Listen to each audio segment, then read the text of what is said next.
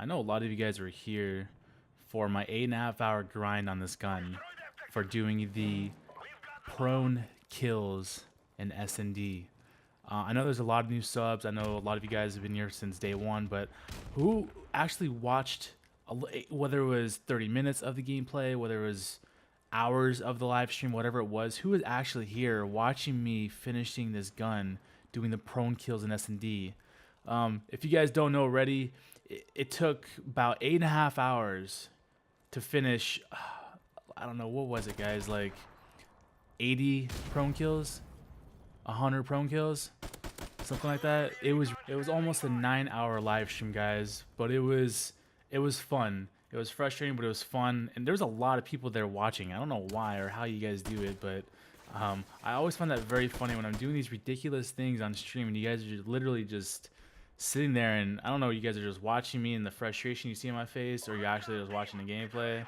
I don't understand what it is, but I definitely applaud everybody for chilling in the streams when they do go up live and chilling and watching me get through this frustration. If you guys don't know already, this game was just for headshots back. I don't know when I was doing this gun. Obviously, it was from the ARs. This is the last gun of the ARs. I'm not going to say it was probably one of the most frustrating ones, but having to get prone kills in SnD, I don't know. I wouldn't suggest it to anybody. I wouldn't do it. I don't think anyone has done it. You guys are smart, obviously.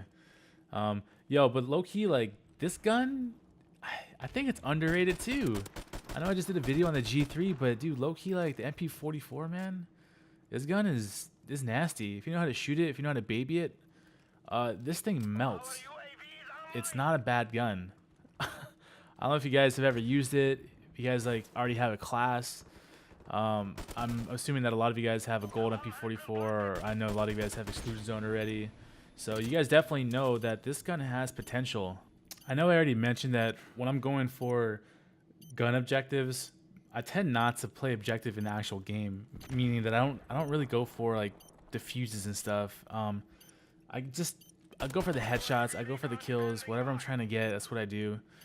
And yeah, I mean, it might look like I'm not trying to win the rounds, but I'm definitely probably not. All right, we need to look at this real quick. The clock says 5 seconds, right? I'm not tripping. Look right here. Was that not a defuse? I was like 100% sure I got that. Apparently not. I'm just donating kills over here, like always. I'm thinking about doing or creating some sort of like SnD challenge, something that's fun, something that, I don't know, something that people will want to get on the game and try and do, you know what I mean? I know a lot of people are probably still struggling with playing this game. I know a lot of you guys are still enjoying it.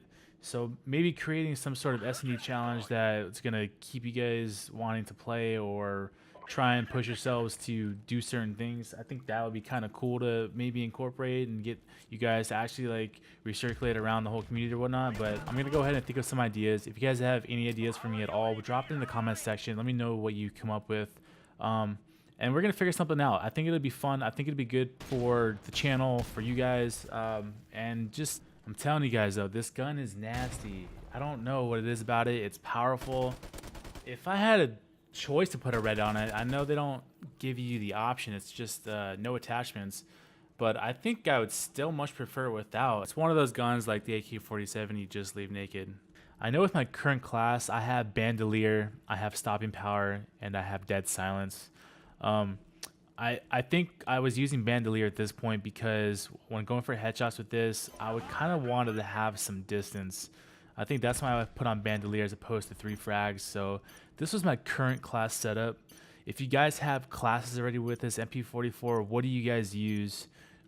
Did it help you guys finish whatever you wanted to do, whether it was the headshots or whether it was just you just enjoying the gun? What's your classes? Drop it in the comment section. I mean, I personally, I don't use any other third perk but Dead Silence and Search and Destroy. That's my personal preference. I already know, like, there's really no Dead Silence anyways. I mean, all footsteps are pretty loud, but I just can't run around with Extreme Conditioning. I don't know what it is.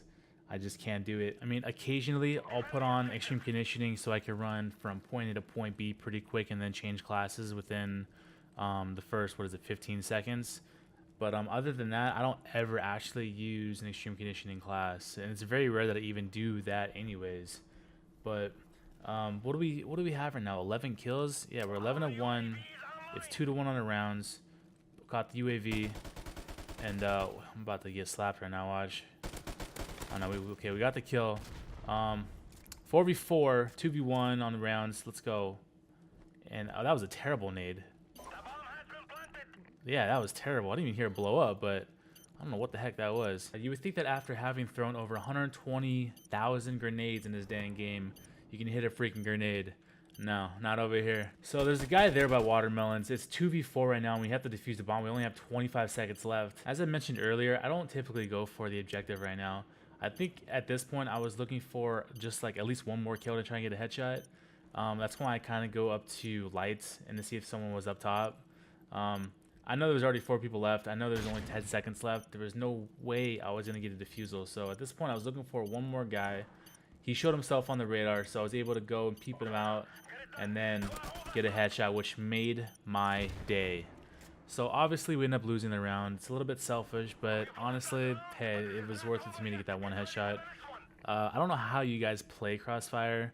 Typically when I spawn on offense, I love to rush to B. I love to throw the nade over to right where they run out of the bar, right, cafe, whatever you want to call it, the liquor store. I love to throw that nade over. It gives me a little information on who is rushing. If I get a kill, it cuts off the rush path. Here I was able to get a kill. It almost felt like there was another hit marker, so I wasn't sure if someone made it in or if they were still sitting back. Not quite sure. That's why I was kind of checking around to see if anyone made it through. So I kind of poked around, checked around. No one was here. I'm like, all right, you know, watermelons. No one's here. No one's making smoothies. It's fine. Let's go see what's going on. This guy ends up getting rangered way over there. And then I'm like, if he has rangers, but I guess he picked up the other guy's gun and then just clapped me. What was it? The BOS. He ended up picking up the gun. I got drilled. So it's now a 2v3. We get the bomb in A.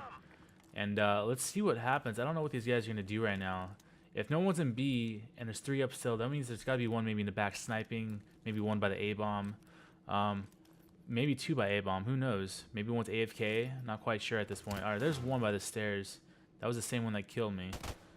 This guy drops him, so now it's a 1v2. If this guy has awareness at all of the map, he would have known that I rushed into B, that I died there. I got mapped. If you saw the radar where he shot, based off of where everyone else died. I mean, at this point, yeah, they could have pushed into B through watermelons all the way back to broken. They could be there. Realistically, maybe not, depending if he was already looking at the B cross. I'm not quite sure what he was looking at the entire round. So he might have heard something. He might have seen something. That's why he's being a little bit more cautious of what's under him, what's around him. In my opinion, I think he's taking a little too much time. He's only got 45 seconds. There's 2 people on the map, and he's not even close to the bomb. He doesn't know if they know the bomb's down. There's just so many different things that he has to worry about right now, but he definitely has to move. The lower the clock gets, the more stress you get. I mean, it's just, you know, you don't want that to happen. You want to move fast. You want to move quick. And, oh, he ends up trading this. Okay, good job. Nice. So it's a 1v1 now. He doesn't know where the last guy's at. They got claymores here, so the guy already knows where he is. If he would have just moved a little bit faster in the beginning, I think he would have been okay. I'm not quite sure how this round's going to pan out, but just from the looks of it, I don't think he's going to get the W on the round unless he finds the last guy. He just kind of killed himself with just waiting too long, kind of playing a little too passive, kind of scared. You got to move with confidence. I think a lot of it has to do with just knowing the map, knowing where people like to sit, knowing where people like the head glitch. It's little things like that. Also, it doesn't help when someone takes the bomb to, I don't know, maybe A when no one else is there. He just took it there by himself. And a lot of it has to do with, you know, map awareness. Also, catching on to people's rush patterns. If you guys pay attention to that, you kind of catch on to how they play. They're most likely only going to run like 2 routes, you know what I mean? So based off of the past rounds you guys go through, you can get a better understanding of where people are going to stay, where they're going to run, what guns they're using, you know, like their strategies. You guys can figure that out. I guarantee you'll win more rounds, you get more kills, be more successful with winning the game, stuff like that. So right now it's 4-3. We're down 2-3, and they just planted the bomb. So again, we got to work fast. That's something I don't like to do. I don't like to clock work against me. I like to be ahead of the clock at all times, so always working fast, always trying to make moves, because it's always nice to have players that know what they're doing, making other people make incorrect moves, you know what I mean? It just makes it easier on your teammates. So having to do all those things at, you know, the same time, that's just something that takes the load off of your teammates' backs, you know what I mean? So we were able to finish the round. We got the win. It's 3-3. What do I have? 17 kills at this point. I don't know how many headshots I have. I probably have a good amount, to like, what, 3? Which is a solid game for me. Yes. So I'm probably going to run over. I'm going to throw this nade over to B. Let's see if I get any kills, though. Yeah, toss it over. That hits right in front of the bar cafe. Oh, we got one, but we got 2 hit markers. So that could have been a 3-piece if the other guy didn't throw the nade. Dang. So we got the nade kill. We got a headshot. What are we at? 19 kills right now. We went 4-3 and 19 kills. It's a fantastic game for the MP44. Look, I'm going to come up with some sort of challenge for SnD. If you guys have any ideas at all, make sure you drop it in the comment section. Y'all appreciate all the love and support. If you guys aren't subscribed already, drop a sub. Make sure you give me a thumbs up on the video. All right, boys, and I'll catch you on the next one. Peace out.